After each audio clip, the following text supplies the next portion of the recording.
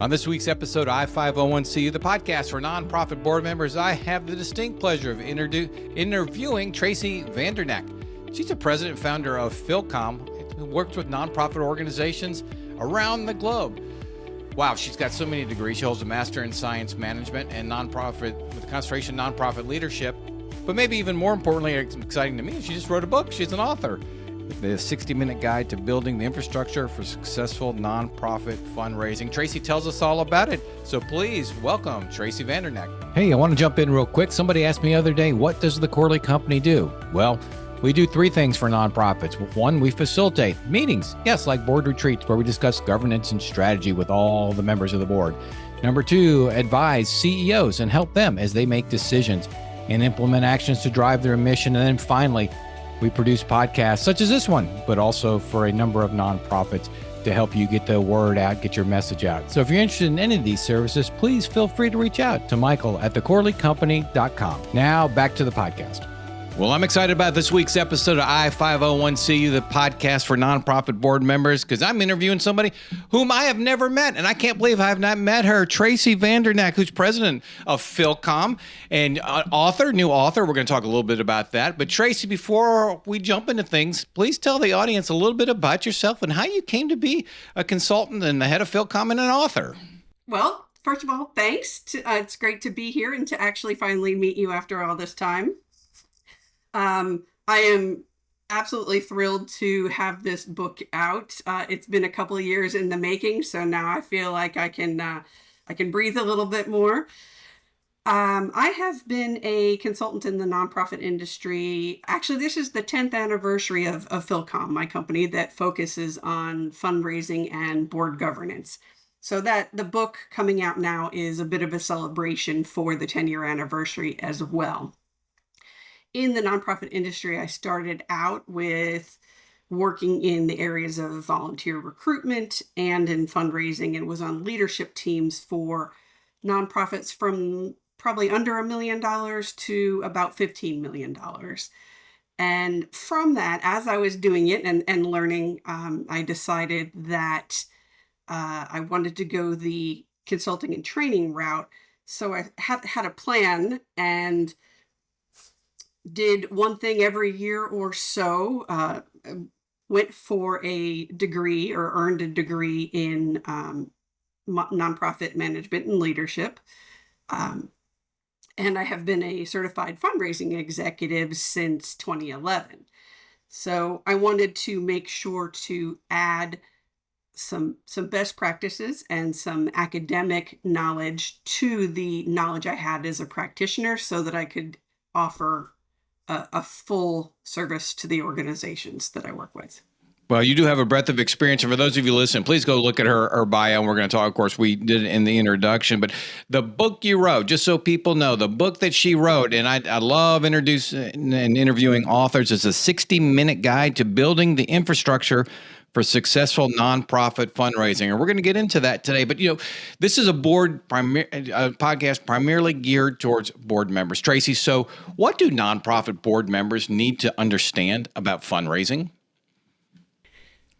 I think the biggest thing they need to understand is that fundraising is a profession and that there is an art and a science to fundraising. Many board members are fantastic, and they come from the for-profit industry, so they're experts in what they do every day as their jobs. And I feel like it's our job in the nonprofit side of things to educate them and give them the tools that they need so that they not only understand their role in fundraising, but have the tools to make them feel confident and comfortable in taking part of the process. Boy, you said a lot there. So then what is the board's role in fundraising for a nonprofit? The board's role in fundraising is ever evolving, and it depends on what nonprofit you ask. But in general, the board is responsible for the fiscal health of the organization. They are the organization, the staff, if they have staff, their partner in raising funds for the organization. And as the fiduciary overseers, they are responsible for making sure that the organization has enough funds to operate at the optimal level. Not that they raise enough funds just to survive. We don't want to budget with a poverty mentality. We want to make sure that our board understands all of the needs that the nonprofit has to be able to deliver on the mission, and then fundraise to that level. And it is the board's responsibility. You touched on that as a fiduciary, as the overall responsible. We oftentimes as board members, we look to staff and say, oh, fundraising's their responsibility. Right. But effective organizations, it really is a relationship, and the board's actively involved. They may not ask for money, but they certainly are a connector. Can you talk a little bit about that and the opportunities there for board members? Sure. And it's definitely evolving over time. For decades, the role of the board has been very specifically that board members that were recruited would either have the means to donate themselves at significant levels, and they would have circles of influence that they could introduce to the nonprofit so that the nonprofit could then potentially build relationships with those people. And it was the board member's responsibility to not only bring in those connections, but either make the ask or be part of making the ask. And that's still very true in a lot of places, a lot of nonprofits and their board service. What's evolving about it is that as the industry moves into a more equitable view of fundraising and board service, where they don't want to price out good board members by not bringing in somebody who doesn't have the capability of raising large amounts of money, we are also really making an effort to value lived experience, specific expertise related to the programs that support the mission.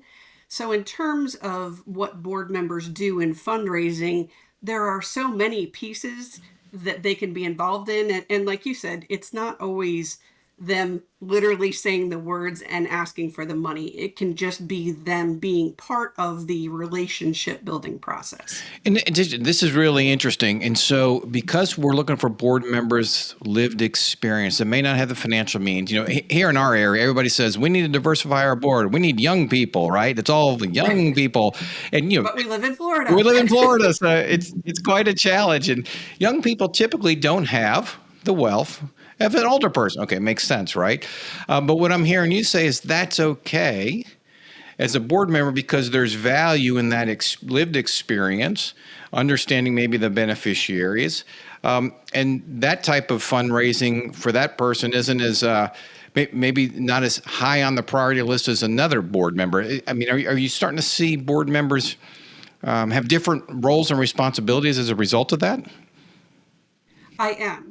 And one thing that we stress significantly is that all board members should give a financial gift to the organization, whether or not they are the place that they hold on the board is part of the community served or representative of the community served, or that they have lived experience, or that they have academic experience, whatever it is.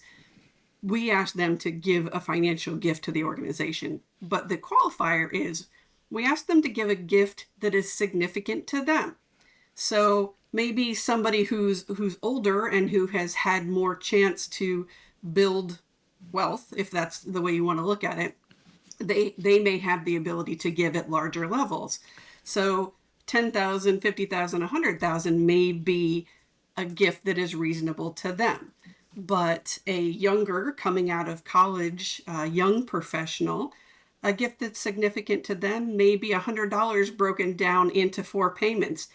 And not, as nonprofits, we need to learn to be okay with that. And I think we're doing it. We're getting there slowly.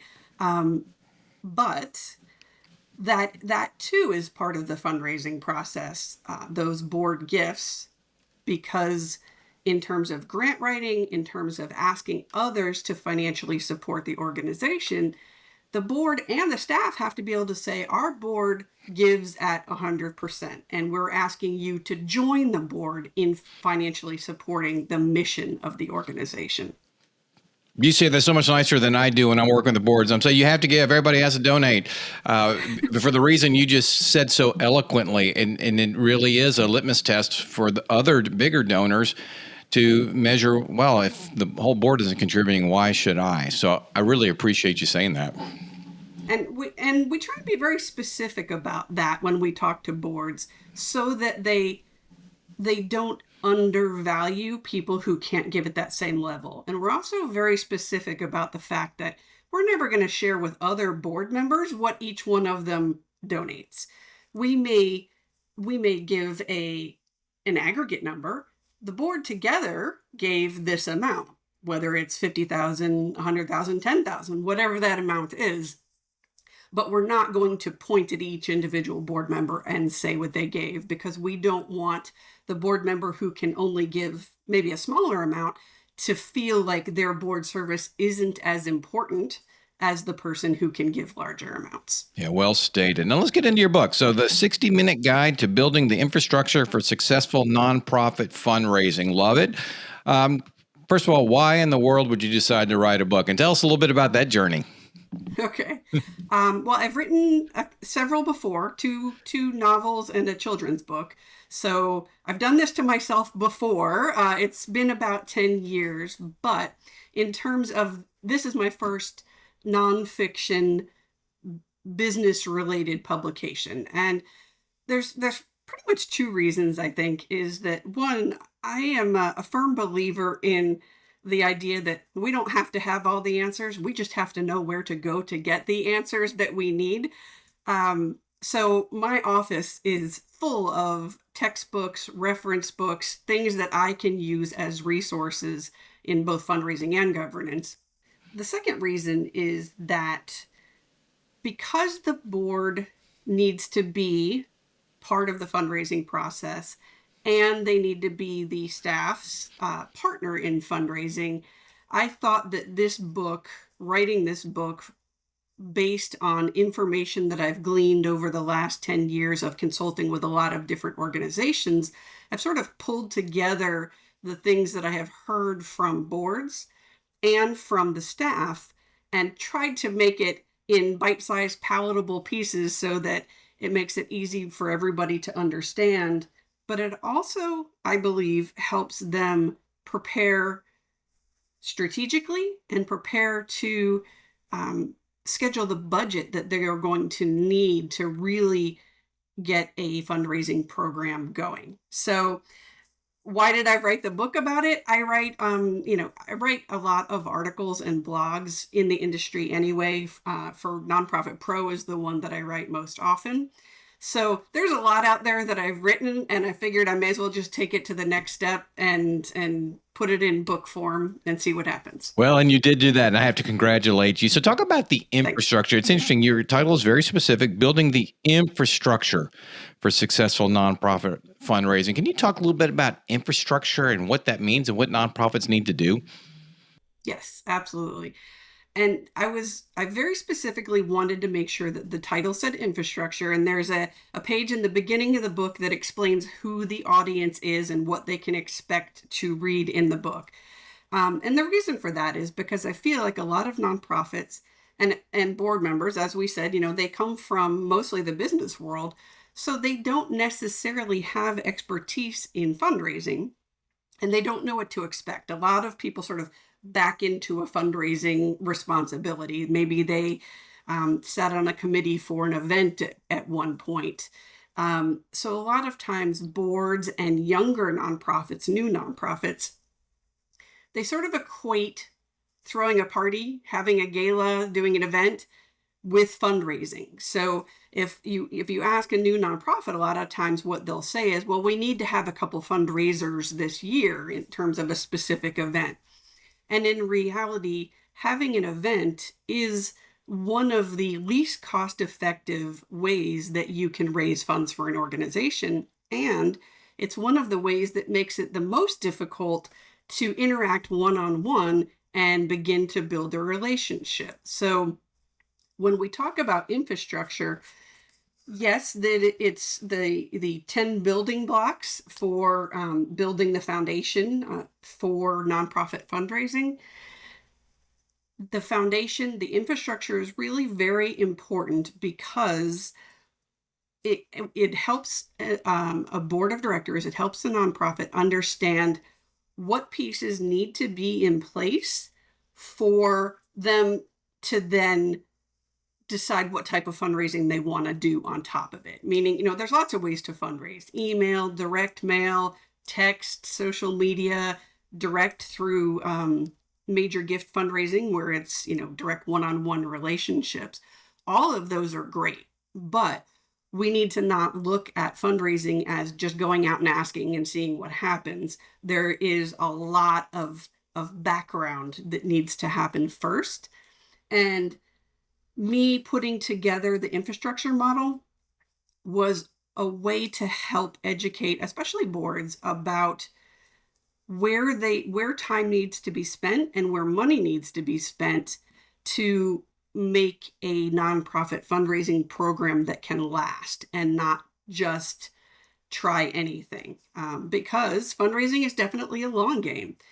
Boards not only need to decide that they want to fundraise and they want the organization to fundraise, but they have to commit to the long-term actions that are part of strategic fundraising. So just giving it a month or so and then saying, oh, that didn't work, let's move on to the next thing, that's not reality. A lot of fundraising actions take a year or more from when you start to when you really start to see the results of that labor. So the infrastructure model is an effort to get that started. Well, I'm so glad you're saying that, because so many, I do board retreats as you do as well. And people say, Yes. let's just go out and raise. Oh, it'll be easy. And there really is. And you started off the conversation. There's an art and science to it. Art Yes. and science. It is not easy. It's a long game. And a little bit of the science may be that the technology used, setting goals and performance indicators. And you touch on this in your book. So what are your high level thoughts on those, the technology, goals, and performance indicators?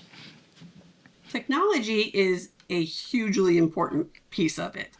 Not only the fundraising pages where supporters can go on and give, but that they connect to a donor management system. Some people call it a customer relationship management, constituent relationship management, whatever you call it. It's basically a database where you can track correct information, contact information, and interactions with people who you are building relationships with. So it keeps track of everything from what they have given in terms of financial donations. You can track whether they are also board members and volunteers. It also tracks all communications you've had with them. So if you've sent them emails or direct mails. So it gives you this real 360 view of everything that you have been doing to interact with somebody, a potential supporter. And that is very different when most nonprofits start, when they're formed. It's generally one founder and maybe some of their friends who come onto the board. And the founder very often keeps all of that information in their head. And that can work for a little while. But as the organization grows and matures, there has to be a place where that historical information can live, that other people can access it. So for technology, it's not only having the right technology to be able to track the history of interactions, but it is also having the technology that integrates appropriately with the here and now. So if we learn things like, this particular donor likes to communicate through social media, not any other way. This donor likes to hear from us by text. We can track that information and then honor their desire, their request, and communicate with them in that way. So the technology really helps us bring it to a more professional level. Yeah, and that's absolutely fascinating. For those business people listening, that goes back to the old sales software is like an act, a gold mine for people who are as old as I Yes, am. It I really used is. Goldmine for years. Yes. so, trying to put in a little bit of perspective for folks. So you talk about a culture of philanthropy. If an Mhm. organization or a board has it or doesn't have it, what does that mean? The concept of a culture of philanthropy has been around for decades now, but I believe it's still as true now as it ever has been. Basically, what it means is having a positive view about philanthropy woven throughout all levels of the organization. And in my opinion, it starts with the board of directors. And my example is you don't want apologetic fundraising, right? Oh my gosh, I'm on this board and I have to ask you to support. That is honestly not going to motivate anybody to support the nonprofit. So starting with the board of directors having a positive view about the fact that fundraising allows them to be a conduit between people who want to help and just need an avenue to do it and the nonprofit missions that are bringing art to the community or being an emergency safety net for humans.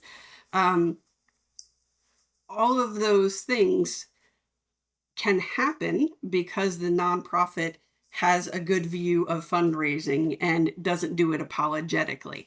But I think it rolls down from the board, the executive director, the staff. It is very important for the non-fundraising staff, for the programmatic staff, to have a positive view of the fact that fundraising is not more important than anything else at the organization.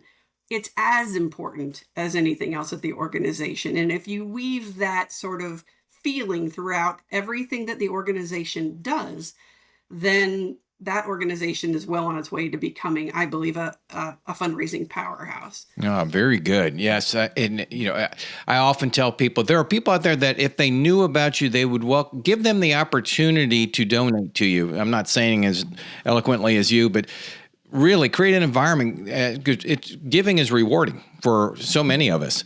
So create that environment. There's a trite old saying in fundraising that the number one reason that people don't give to an organization is because they were never asked. And honestly, it's true. Trite or not, it is true. So I am absolutely with you on that. So you talk about building a case support. You discuss the need for this. Can you talk a little bit about a case for support and why, when, and how you use it? Absolutely. A case for support, in my opinion, is probably one of the most important tools that any organization can have. In its most basic form, it's a document that you might use with potential high level supporters. But it basically articulates the reason that your nonprofit organization exists. It describes the situation, issue, or problem in the community that needs to be addressed. If there is a financial impact of that situation on the community, it describes it. It also describes what your organization's solution is to deal with that problem, whether it's fix it or deal with it, and why you're valid to do so. So, for example, if your mission requires you to have certified people or people with specific licenses to deliver the work, and you have those, you have your staff is very qualified, that falls into the why you're valid to deliver on this mission category. And then it has a couple other things in there, like what what's the budget, how much, what do you need in order to deliver on this mission well, and then of course the ask for funds. So as I said, this, in its most basic form, it's a document, but it can be, once the document is created, the board, the staff can pull pieces out to be used for anything. You can use it to create the language, the verbiage to create marketing materials, to use in grant applications, any of those things. But why, one of the main reasons that I feel a case for support is so important is that as you're putting it together, because it's a little bit labor intensive to pull together all the pieces that I just mentioned of a case for support, but it helps the board and the nonprofit, everybody, all those close in stakeholders, it helps them all get on the same page about what the organization is doing and why. I don't know if you've experienced this, Michael, but a lot of times if I talk to a board, if I were to ask 4 different board members to tell me the mission of the organization, I'll get 4 different answers, because we all tend to focus on the thing that's of the most interest to us. And that is absolutely fine. People want to know why you're passionate as a board member about the organization. But as the organization, we want key talking points. We want that umbrella description that everybody hears first. This is how we're going to project the organization. Then, once those few sentences are said, you can go down and tell people the rest of why you care so much about the organization. And that is what creating the case for support helps the board, the staff, the executive, everybody get on that same page in agreement about what you want to project as the most important reason the organization exists. Yeah, that's the communication side of Philcom and how it ties into Yes. philanthropy. I really like that. So let's get back to the board. I'm curious, a development committee on the board, what is the importance and role of that? It's an evolving role, as I guess I could give that answer for so many things now, because after decades of doing things the same way, the independent sector is definitely in an evolutionary time, that's for sure. But the development committee is I believe that they're the connector between the paid staff and the rest of the board. So if you have paid staff, that is. If you don't have paid staff, the whole board is doing fundraising, and the development committee might just be your division of labor. Okay, have these 5 people on the committee do a lot of the work, and then bring it to the rest of the board. But assuming you have paid staff, the development committee can work with them on the strategy. What are we planning to do for the entire year?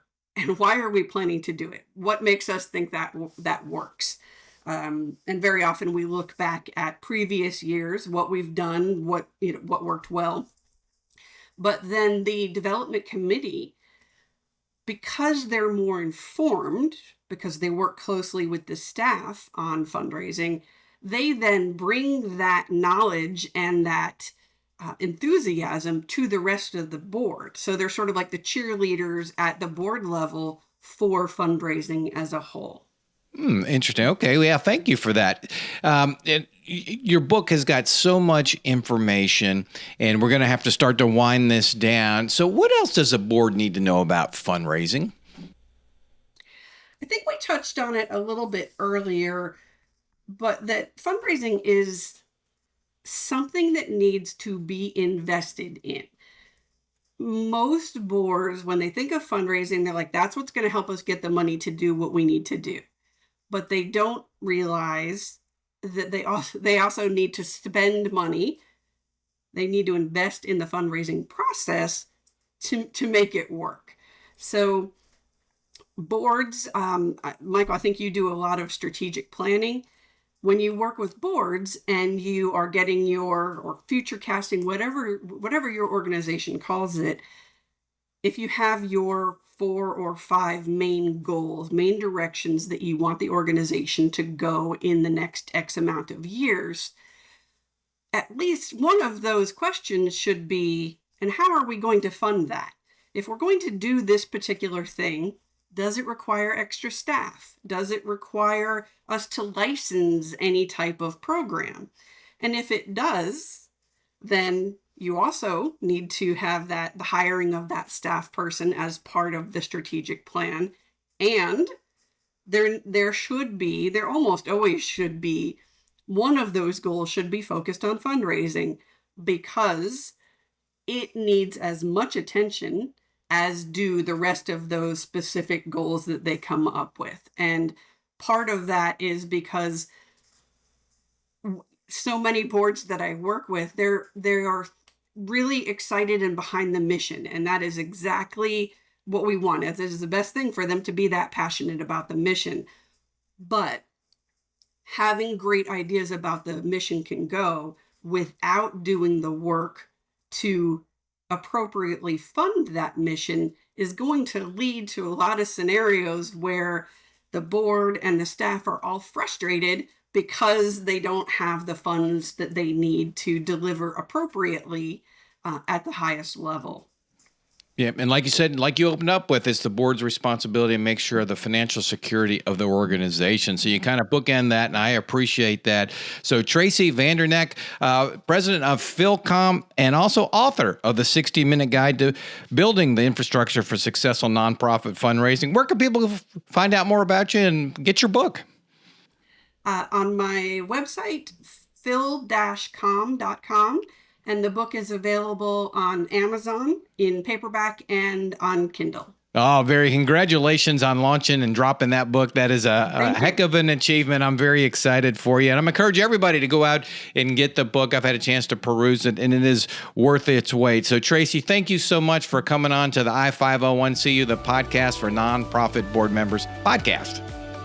Thank you very much. And by the way, that is the best podcast name. That is terrific. I have to give a credit to a buddy of mine who's a marketing guru. Actually came up with that. So Tracy Vanderneck, thank you very much. Thank you. I appreciate it. All right. Welcome to Recapping with Reed, who listened in and has some observations. So Reed, tell us your 3 takeaways from the interview with Tracy. So the first takeaway is that the number one thing that nonprofit board members need to understand about fundraising is that it is a profession. There is an art and a science to fundraising. It's not as simple as just asking for money. That's exactly right. Number 2. A lot of organizations equate having an event with fundraising, but in reality, hosting events is probably the least effective way of raising money. It doesn't allow you to get that personal touch as one-on-one relationship does, and it costs a lot of time and money to put on. Good pickup on, good observation, Reed. And number 3. You want your organization to have a culture of philanthropy, which means having a positive view of fundraising. You don't want people to be apologetically fundraising, right? You want people to have a positive outlook on it. The donations are helping us achieve our mission and better the community. That's exactly right, because giving is joyful and give people the opportunity to do that. So there, ladies and gentlemen, Recapping with Reed on the I-501CU podcast for nonprofit board members, and we will I-501 see you next week.